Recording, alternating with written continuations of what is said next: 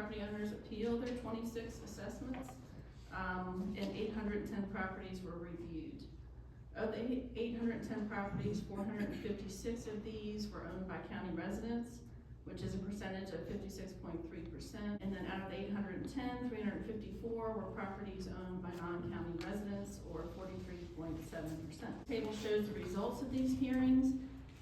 It shows the property class and then the values before the hearings at 4.7 million. Values after the hearings were also 4.7 million, but a reduction of $19,416,100, or 0.41%. Next, we'll look at comparing the 2025 and 26 real property and tax levies of all values. Shows our 26 real property values after the assessor's hearings as compared to 2025. I'll just talk a little bit about left to right on the table. We have our 2025 values as of 11/14/25, and then we have our 26 values as of 12/31/25, again after the assessor's hearings. We do show it by class, which includes the tax exempt properties. It's also important to note that the values shown here do not reflect reduced land use taxation program valuations or tax relief programs such as elderly and disabled tax relief.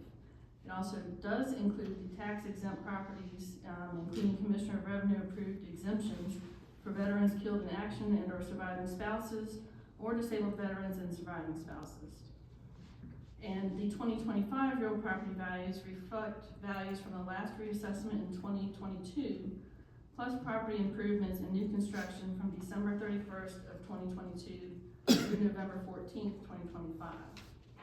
I also want to point out that individual property values may have changed by a percentage greater than or less than the overall percentage change. Comparing the 2025 and 2026 taxable real property values and equivalent tax levy. This table shows the 2025 taxable real property values and that equivalent 100% tax levy.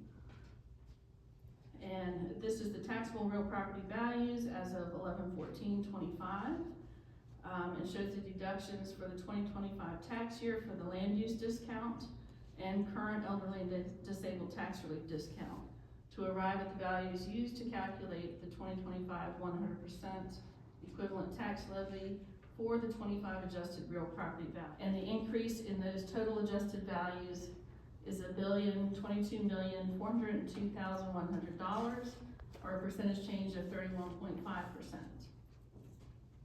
Bottom table there shows their equivalent, the equivalent tax levy at the 65 cents per $100 value tax rate, which is the current rate.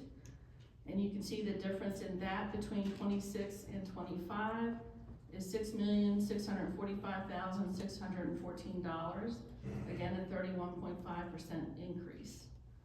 The tax equivalent increase at 65 cents per $100 of value would be 15.58 cents. Equalizing the tax rate in 2026, only 49.5 cents would equalize the tax rate or provide an approximate equivalent amount of tax revenue as 2025.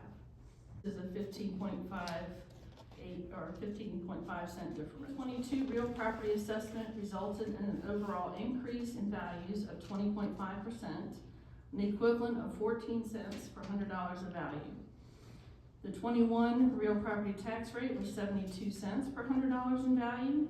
The equalizing rate to that of 2021 would have been 58 cents per $100 of value. The board adopted a rate of 65 cents per $100, which was a 7-cent decrease in rate, but a 12% effective tax increase with an equivalent increase in revenue of $2,201,260. That increase in revenue was proposed to cover debt service costs related to multiple projects that were either approved or being considered by the Board of Supervisors for implementation in fiscal years 2023 through 2026. Historically, boards of supervisors have chosen to retain some level of increase in real property values or revenue in reassessment years in order to provide for anticipated expenditures within the 4 years between real property assessments, rather than considering these annually. This is a philosophical consideration for the board, with this reassessment.